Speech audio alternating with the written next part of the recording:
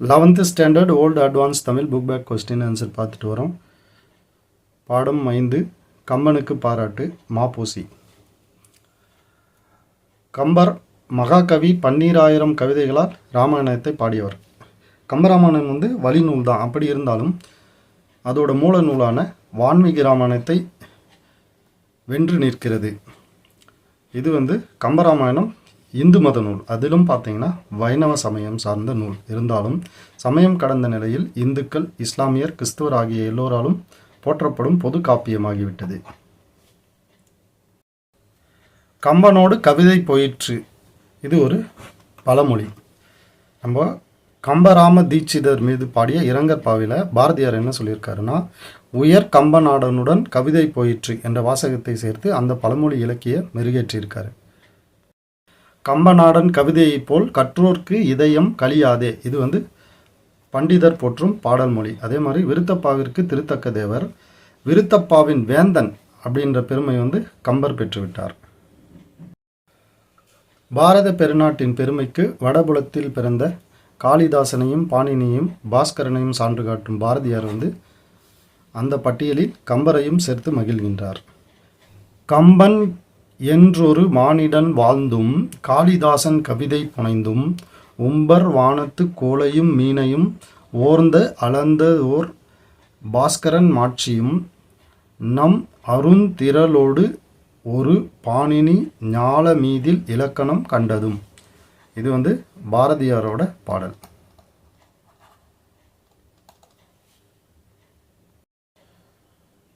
கம்பன் என்றொரு மானிடன் வாழ்ந்ததும் கம்பன் இசைத்த கவியெல்லாம் நான். இது பாரதியாரோட கூற்று.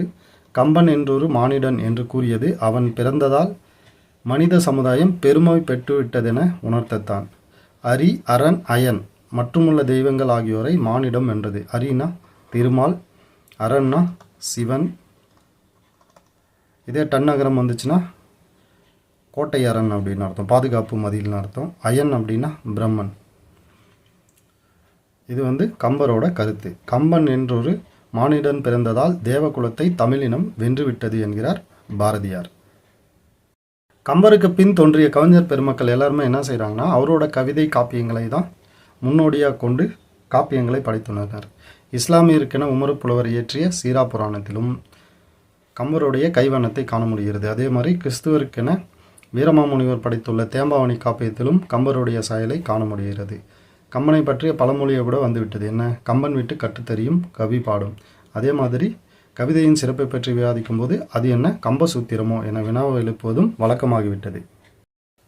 இந்திரசித்தனை வீழ்த்திய இலக்குவனையினை பார்த்து தம்பியுடையான் பகைக்கு அஞ்சான் என்ற உரை நாட்டில் உள்ள கல்வி வாசனையற்ற பாமரர்களும் சொல்லும் பழமொழி ஆகிவிட்டது. இந்த இந்திரசித்தன் யார் அப்படின்னா ராவணனின் மகன்.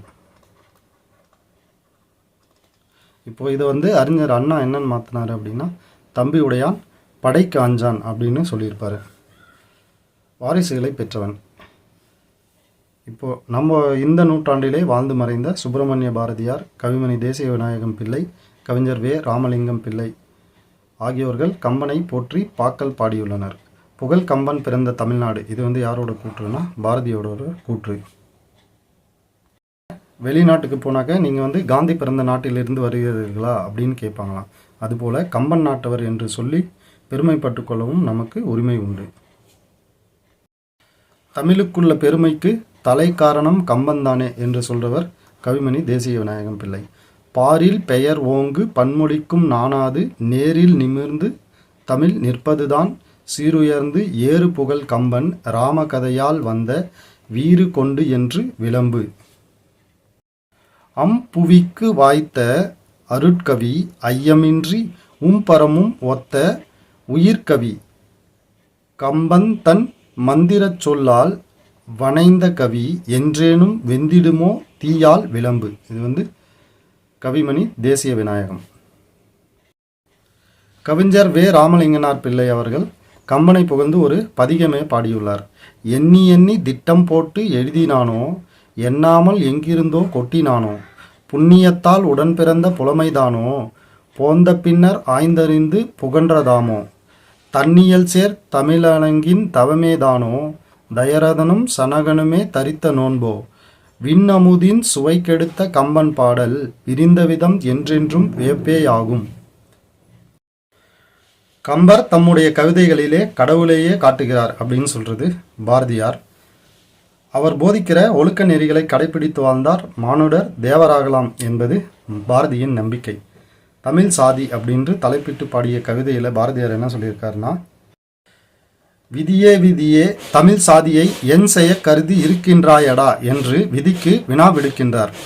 எல்லை ஒன்று இன்மை எனும் பொருளதனை கம்பன் குறிகளால் கட்டிட முயலும் முயற்சியை கருதியும் முன்பு நான் தமிழ் சாதியை அமரத்தன்மை வாய்ந்தது என்று உறுதி கொண்டிருந்தேன் என்கிறார் பாரதியார். கம்பருடைய கவிதையால் தமிழ் சாதி மரணத்தை வெல்லும் சக்தி படைத்து விட்டது என்பது பாரதியின் நம்பிக்கை. கவிதை நயத்துக்காக மட்டும் கம்பனை அணுகுவது அவனை சரியாக புரிந்து கொள்ள பயன்படாது. அவர் கவிஞன் மட்டுமல்லன், தத்துவ மேதையும் ஆவான், ஆன்ம ஞானியும் ஆவான்.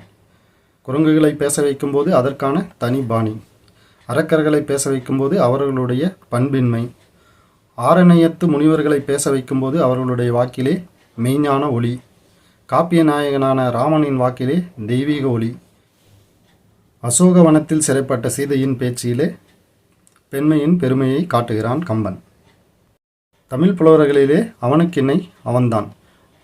முதல் நூலான வான்மீகி ராமாயணத்தை வடமொழி புலவர் ஒருவர் மொழிபெயர்த்து சொல்ல கேட்டு தமிழில் வழிநூல் படைக்கவில்லை.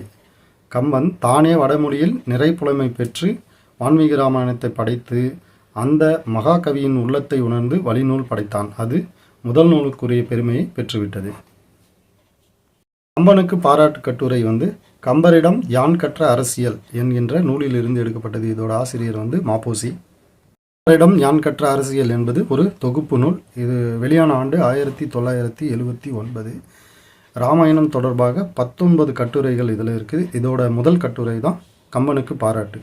மாப்போசி மயிலை பொன்னுசாமி சிவஞானம் என்ற பெயரின் சுருக்கம்தான் மாப்போசி. விருத்தப்பாவின் வேந்தன், விருத்தம் எனும் ஒன்பாவிற்கு உயர் கம்பன் என கம்பர் புகழப்படுகிறார். காளிதாசன் சமஸ்கிருதத்தில் சாகுந்தலம் எனும் காவியத்தை எழுதியவர். குப்த மன்னர்களின் அவையினை அணி செய்த 9 துறை வல்லுநர்களுள் ஒருவர். மேகதூதம் எனும் நூலும் இவரது படைப்பாகும். மேகதூதம், இது சம்ஹாரம், குமார சம்பவம், சாகுந்தலம்,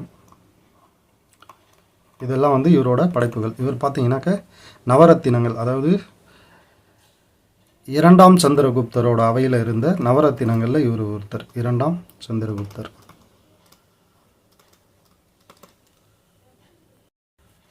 பாஸ்கரன் இந்திய கணித வல்லுநர்கள் ஒருவர். இவருடைய காலம் கிபி 7ஆம் நூற்றாண்டு அல்லது 12ஆம் நூற்றாண்டுன்னு சொல்கிறாங்க. ஒரு சிலர் என்னன்றாங்க, பாஸ்கரன் 1ஆம் பாஸ்கரன் 2ஆம் பாஸ்கரன் 2 பேர் இருந்ததாகவும் சொல்கிறாங்க. கணிதத்தில் பல அரிய கண்டுபிடிப்புகளை தந்துள்ளார். அவருடைய புகழ்பெற்ற கணித நூல் லீலாவதி. லீலாவதி ஆக்சுவலாக புக்கு கிடையாது, புக்கில் உள்ள ஒரு பகுதி. எந்த புக்கு அப்படின்னா சித்தாந்த சிரோன்மணி அப்படின்ற புக்கில் உள்ள ஒரு பகுதி. இந்த சித்தாந்த சிரோன்மணி சிரோன்மணி 4 பாகங்களை கொண்டது. அதில் ஒரு பாகம்தான் லீலாவதி. லீலாவதி அப்படின்றவங்க யார் அப்படின்னா பாஸ்கரன் அவர்களோட மகள். எதிரெண்கள் நெகட்டிவ் நம்பர்ஸ், அதாவது இது பையின் மதிப்பு 3927/1250, அதாவது 3.1255 ஆகியன இவருடைய கணித கண்டுபிடிப்புகளில் சிறந்தன. அப்புறமா பீச் கணிதம் எனும் நூலினையும் எழுதினார். இது பீச் பி சவுண்டு. இவருடைய நினைவாக இந்திய அரசு பாஸ்கரா எனும் பெயரில் விண்கலங்களை அனுப்பியுள்ளது 1979 மற்றும் 1981 ஆண்டுகளில். பாணினி பார்த்தீங்கன்னா சமஸ்கிருத மொழிக்கு இலக்கணம் வகுத்தவர். அரி, அரண், அயன். அரினா திருமால், அரண்னா சிவன், அயன்னா பிரம்மன் ஆகியோர் மும்மூர்த்திகள். இந்திரஜித்து ராமாயண கதை மாந்தருள் ஒருவர். இவர் ராவணனின் மகன். இவர் பிறந்தவுடன் மேகமென முழங்கியதால் மேகநாதன் எனப்பட்டான். மிகுந்த வலிமை மிக்கவனாக ராமாயணத்துள் காட்டப்படுகிறான். தம்பி உடையான் பகை அஞ்சான் அப்படின்றது கம்பரோட மொழி. இதை அறிஞர் அண்ணா அவர்கள் தம்பி உடையான் படை கஞ்சான் என எழுதி தம் வழி நடப்பவர்களை ஊக்கப்படுத்தியுள்ளார். Question answer. கம்பராமாயணத்தை பொது காப்பியம் என கூற மாப்போசி உரைக்கும் காரணம் யாது அப்படின்னா எல்லா சமயத்தவரும் பாராட்டல். மாப்போசி எடுத்துக்காட்டும் பாரதி பாடல் ஒன்றில் கம்பரும் காளிதாசரும் போற்றப்படுகின்றனர். அப்பாடலில் போற்றப்படும் பிற இருவர் யாவர்னா பாஸ்கரன், பாணினி. கம்பன் என்று ஒரு மானிடன் வாழ்ந்ததும் என பாரதியார் கூறி அவர் உணர்த்த விரும்புவது யாதென மாப்போசி கூறுகிறார்னா, மனித சமுதாயம் பெருமை பெற்றுவிட்டது. அதாவது கம்பனை பெற்றதால் மனித சமுதாயம் பெருமை பெற்றுவிட்டது. கீழுள்ள பாடல் அடிகளுள் எது கம்பரின் சிறப்பு பற்றி கவிஞர் வே. ராமலிங்கம் பார்வையால் பாடப்பட்டதுன்னா, தயதரனும் சனகனுமே தரித்த நோன்போ. தயதரன் இல்லை, இது தசரதனும் சனகனும் தரித்த நோன்போ. கம்பன் பற்றி மாப்போசியின் கருத்துக்கள் என கொடுக்கப்பட்டுள்ளவற்றுள் எது பொருந்தாதுன்னா, சமயம் கடந்த நிலையில் கம்பராமாயணம் பொது காப்பியமாக்கப்பட்டது. இது சரிதான். கம்பன் என்ற ஒரு மானிடன், இது பாரதி அவரை தெய்வமாக்கியுள்ளாரா? இல்லை, இதில் அவரை மானிடனாக்கியுள்ளார். இதுதான் தவறு.